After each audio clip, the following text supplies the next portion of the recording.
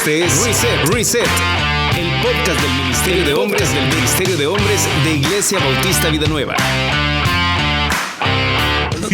Sí. Esas amistades que te hacen crecer, viejo. Dale, llega. Este es Reset, el podcast del Ministerio de Hombres de Vida Nueva. Bienvenidos. No se puede empezar serio aquí. No, de verdad. No podés. De verdad que no se Que puede. se le ha quedado la canción que le puse. Sí, Ha durado una semana. Sí, ha sido terrible.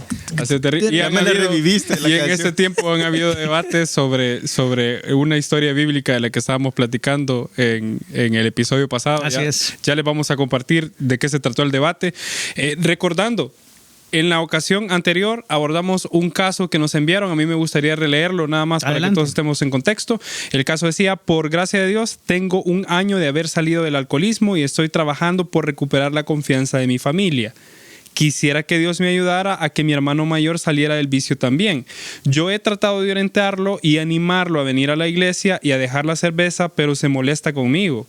La esposa lo dejó y se llevó a los hijos, pero aún así no reacciona. Y aprendimos que, número 1, quizá este hermano que tiene 1 año abstemio, sí, no sea quizá la persona más adecuada para... Tenés palabras bien rebuscadas. ¿Ve? Ahí tratamos de balancear la ecuación. Yo hubiera dicho abstinencia, fíjate. Abstemio. Okay. Lleva 1 año sin tomar. Ajá. Esta persona que lleva 1 año sin tomar quizá no sea la persona más adecuada para ayudar a su hermano. Número 2, es necesario que haya una comunidad que acoja a esta persona que está teniendo la dificultad. Y número 3, se me escapó. Ora por su quebrantamiento. Hay que orar por su quebrantamiento, sí. Que era la número 2. Que era la número 2 en realidad. Muy bien, listo. Entonces, bueno, me acordaba.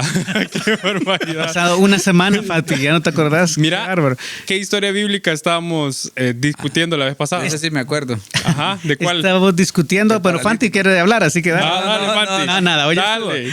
Ya no, hermanos. No, del paralítico, que sus 4 amigos le ayudaron a bajar del techo, sí, y llegar a Jesús. Sí. O sea, prácticamente llegar a Jesús para que Él hiciera el milagro. Y empezamos a discutir sobre esos amigos, empezamos a discutir por el comentario de David. Fue en realidad o sea, lo suben a un techo que no sabe, o sea, cómo lo han construido. Tras eso, lo bajan con lazos. Y si a no, saber en qué lo pusieron para bajarlo. O sea, no, es que está difícil. Y si son amigos como los que todos tenemos, como el video que está pasando de un lado del río al otro y lo empiezan a sacudir en medio, ¿verdad? O sea, ¿para qué querés enemigos? O sea, ¿para qué querés enemigos? No, pero estos amigos lo bajan y la discusión era si era en contra de la voluntad del paralítico o si el paralítico estaba de acuerdo y también tenía la fe, porque yo les decía, yo creo que no tenía mucho donde protestar, pero según dice David, no estaba inconsciente, o sea, no le pegan ladrillazos. Yo creo que se tuvo que dejar hasta cierto punto, porque tampoco es que no iba a poder defenderse o decir, hey, no me suban, no me bajen. Es que, ¿sabes? A veces las historias bíblicas solo, o sea, a mí esta serie de Chosen, si alguien la ha visto, te da como un panorama que ellos especifican que hay cosas que ellos imaginan que son así. Libertades artísticas. Sí. Ajá, así lo toman. Entonces, pero toman las personalidades de cada uno. Y yo ahorita pensé, como el Padre de Jesús, que le digan, estoy embarazada por obra y gracia del Espíritu Santo. O sea, decime en el momento qué reacción es bien humano. Ajá, hay un factor humano que a veces no lo vemos, pero yo me imagino que el paralítico es como, juela, es peso muerto. O sea, es como un peso muerto, subirlo. Qué miedo. Y bajarlo. O sea, no sé si tanta era la ganas de él, ya me quiero morir. O sea, ya no quiero seguir siendo. O sea, no sé, pues, o sea, mejor me caigo y voy a intentarlo. O sea, hay un montón de dudas. Lo que estamos de acuerdo ahora, posterior al debate, es que el paralítico también estaba de acuerdo de estar ahí. Era su fe también la que estaba siendo exhibida. Hay un problema teológico aquí. Ajá. El problema teológico es que si solo los 4 que lo bajaron tenían fe, ¿por qué Jesús le dice? Al ver Jesús la fe de ellos, dijo al paralítico, hijo, tus pecados te son perdonados. De acuerdo. Ahí está el problema teológico. Dios perdona los pecados porque tú le pidas que se los perdone a alguien más. Ya ves que te dije, Fanti. No, Ah, ya ve. o sea, tenía que haber sido fe Estamos del en la paralítico iglesia, también. La fe tenía que haber sido el paralítico también. Ok. Pero creo que fue la fe de ellos la que hizo que el paralítico estuviera allí en ese momento. Claro, o sea, delante tiene que de ser la Jesús. combinación de la fe de los amigos y del paralítico obrando en conjunto. Y aquí Él al es ver la donde- fe de otros, quizás dijo, de verdad voy a... Sí, ¿Será? tiene que hacer algo, ¿verdad? Tiene que saber de lo que está hablando y va y le dice, tus pecados te son perdonados. ¿Qué lección te deja esto? Quizás, bueno. Que el verdadero problema del paralítico no era su Exacto. incapacidad Su de condición. moverse, su condición física. Exacto. El problema del paralítico eran sus pecados. Y lo demás es accesorio. O sea, sinceramente, por eso la gran controversia de los fariseos que estaban viendo esto, y por supuesto me estoy refiriendo a Marcos capítulo 2, ahí puedes encontrarlo. Marcos, Chávez. No, al Evangelio de El Marcos. fariseo de- No, Uno de los fariseos que trabaja ahí arriba. Te voy a decir, no. Estoy hablando de Marcos capítulo 2. Ahí está toda la historia desde el versículo 1. Y tú puedes ver que la gran controversia es que los que estaban ahí sentados, de los escribas y los fariseos, cavilaban en sus corazones. Ni siquiera lo dijeron, lo pensaron. Dijeron, porque este habla así, blasfemias dice, ¿quién puede perdonar pecados si no solo Dios? Y conociendo luego Jesús en su espíritu, que cavilaban de esta manera dentro de sí mismos, les dijo, ¿por qué caviláis así en vuestros corazones? ¿No te da miedo? O sea, pensalo, poner el panorama grande. Jesús te leyó la mente. Escuchó tu conversación interna. Exacto. O sea, por Jesús eso, te leyó la orar, mente. orar internamente. Imagínate qué miedo que yo de repente estoy aquí. ¿Por qué estás pensando eso, Fanti? Ujú.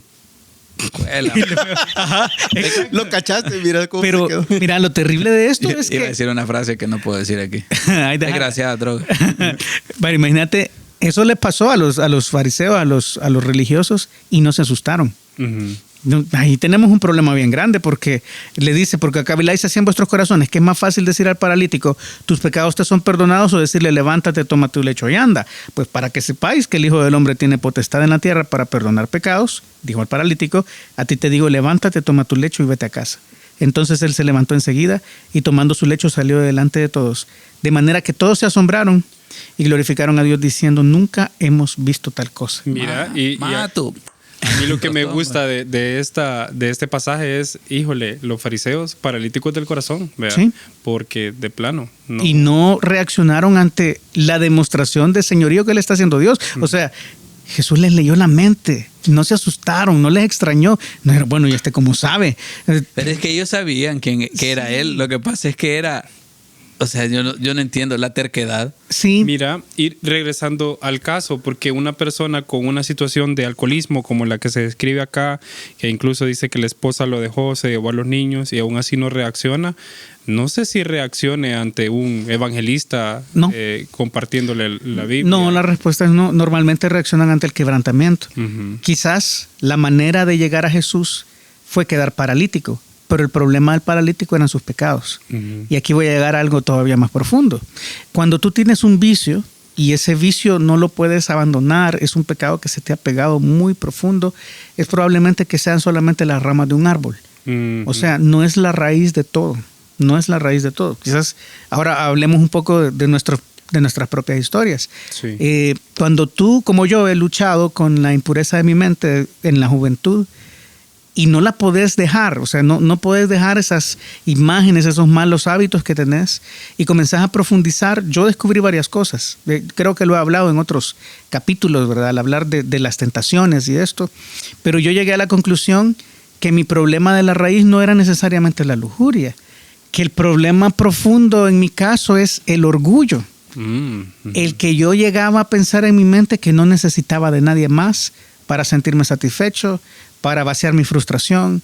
Es orgullo. O sea, alrededor de lo que mi pecado florecía, voy a decir, y todas estas ramas salían, es el orgullo. Frank, pensando en este mismo concepto de hay algunas cosas que son ramificaciones de un árbol más grande, Ujú. aparte del orgullo, ¿cuál se te viene a la mente, Frank?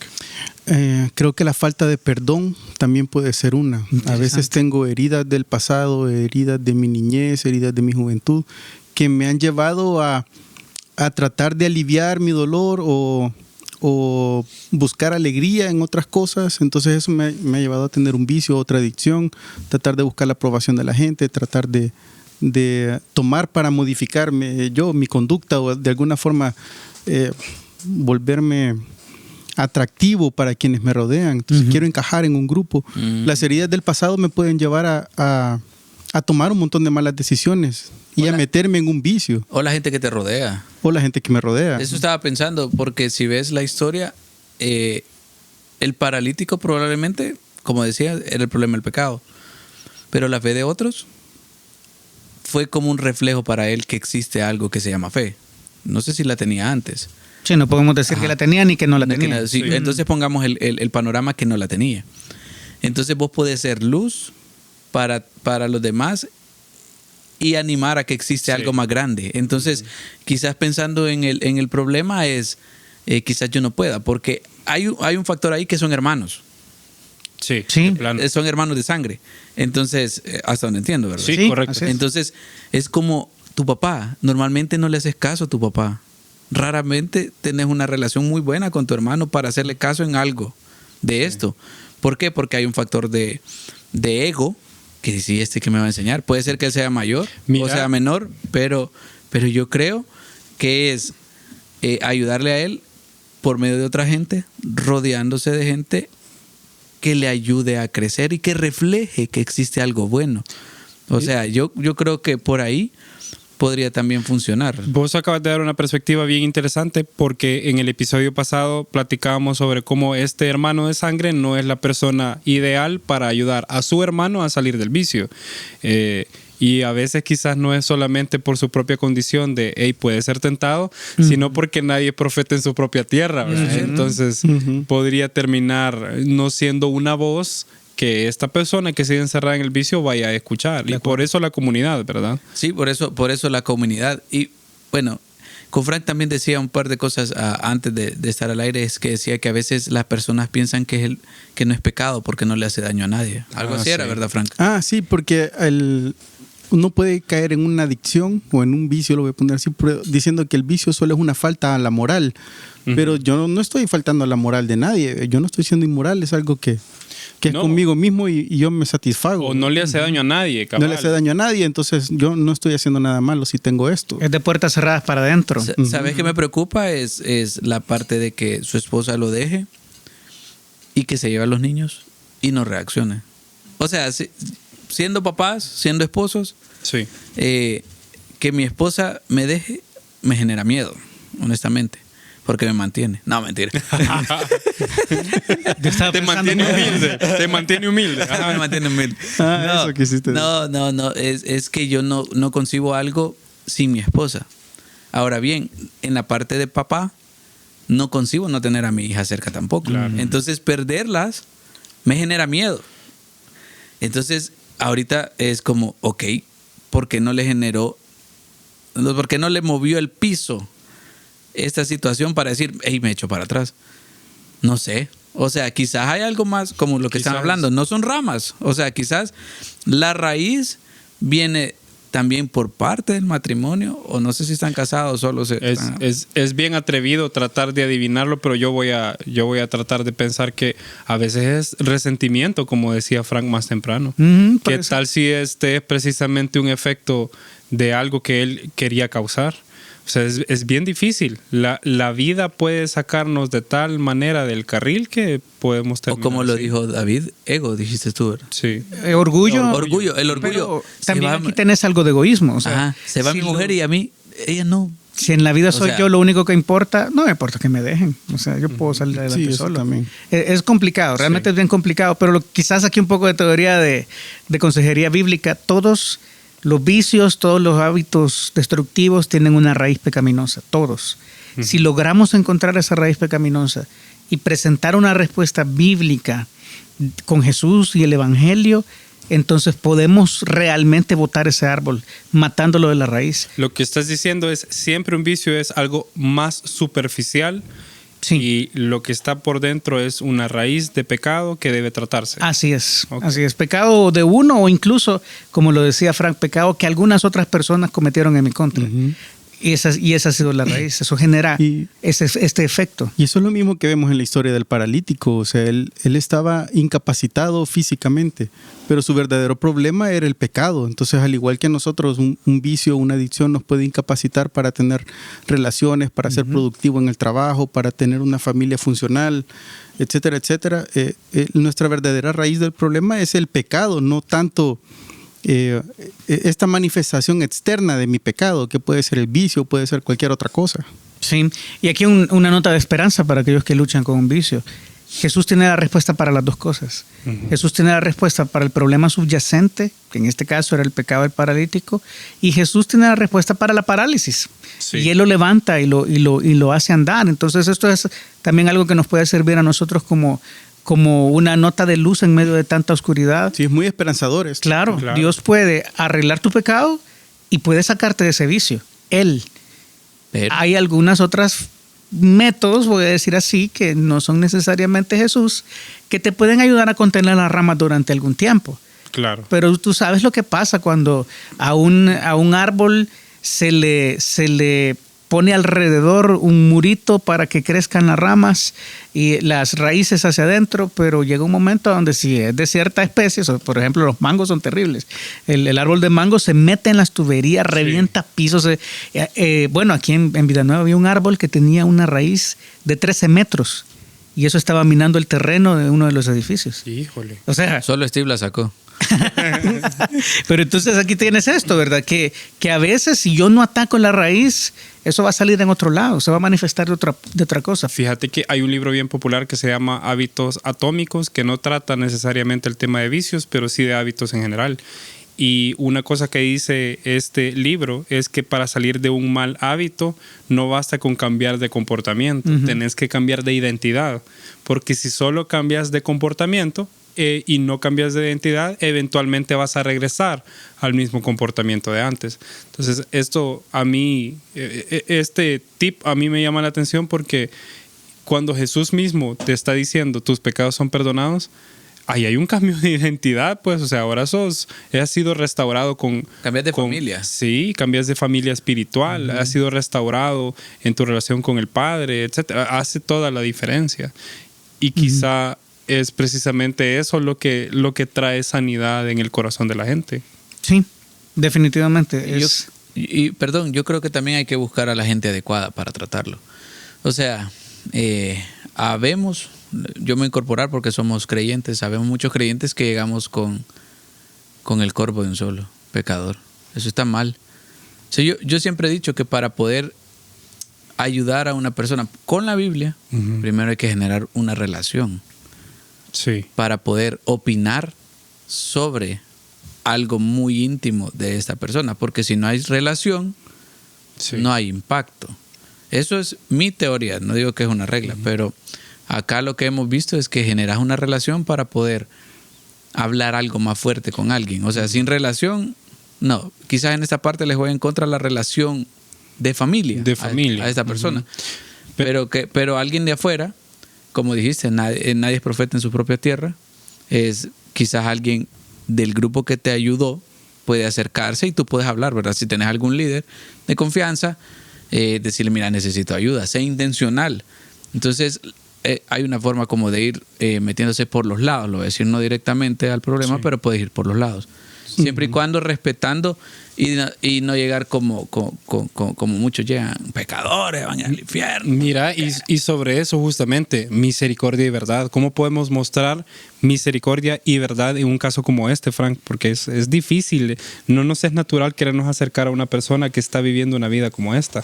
Yo creo que la mejor forma de mostrar misericordia es actuando con compasión y haciendo algo por la persona que está ahí. O sea, estos amigos que llevaron al paralítico no estaban como, o sea, no se pusieron a señalarle y a decirle por qué razones podría haber estado paralítico y por qué estaba en ese estado. Era más como, no sé por qué estás así, pero te voy a llevar ante Jesús, que es el único que puede hacer algo. Entonces cualquier persona, el pecado, no se trata solo de señalar el problema, es más llevarlo donde está la solución. Entonces, si cualquier persona que te va a llevar a Jesús, entonces está tratando de hacerte un bien. No se queden solo en la parte de señalarte el pecado, porque es evidente que estaba paralítico, pues es evidente que él está luchando con algo. Claro. Entonces, lo que necesitaba era que lo llevaran a Jesús. Yo creo que cualquier grupo de amigos que se va a mover y va a hacer algo, o sea, lo que sea para llevarte a Jesús, te van a echar la mano, te van a construir algo, te van a abrir oportunidades, te van a dar transporte, te van a dar comida, lo que sea que están haciendo para llevarte a Jesús, entonces eso puede ser bueno. Entonces, notas finales. Número 1, el hermano que está en proceso de recuperación no es la persona idónea para ayudar a su hermano de sangre. Directamente. Directamente. Número 2, hay que orar significa que no puede orar, ¿verdad? Sí, correcto. Y es el punto número 2, que es orar por quebrantamiento, precisamente porque el Señor va a lidiar con esta persona. Número 3, procurar conectarle con una comunidad que pueda apoyarle. Y ahora quiero extraer este punto número 4 de lo que acaba de decir Frank, y es Jesús puede. Sí. Justo también como tú lo dijiste más temprano. Exacto. Él puede con las dos cosas. Él puede con la realidad de pecado y la realidad física que le afecta en ese momento. ¿Algunas palabras finales, David? ¿Cómo traer a Jesús a la vida de este individuo? Número 1 es predicándole el evangelio directamente, hablando de cómo él, siendo el rey de su vida, puede resolver todas estas situaciones como un grito por libertad.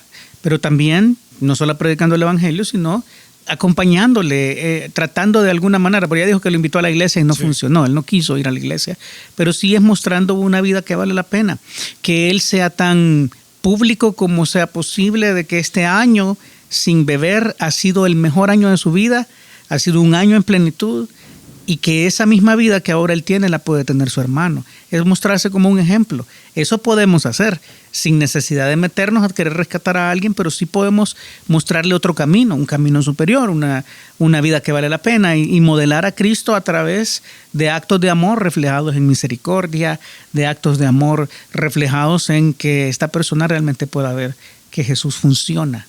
No hay nada mejor que haber visto a un gordito hace un año y luego lo ves flaquito. Y él te dice, mira, yo estoy siguiendo este programa. No es por el rotavirus. No. Pero para los gorditos no hay diarrea mala. Vamos a decir esto simplemente. Pero, y con esa reflexión.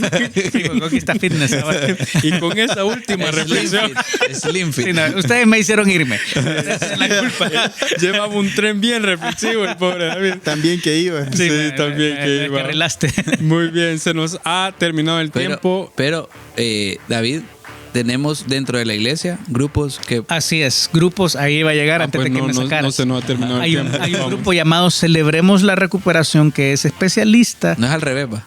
¿El qué? No. Si estuviera Frank, te hubiera pegado. Ajá. No, es Celebremos la Recuperación, que es especialista en estos hábitos, en estas tendencias, en estas tentaciones que tenemos, y en cuidar personalmente a los hermanos que han estado luchando durante años. Es una buena puerta de entrada para que encuentres a Jesús en ello.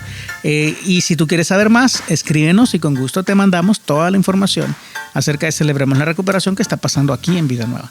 Excelente.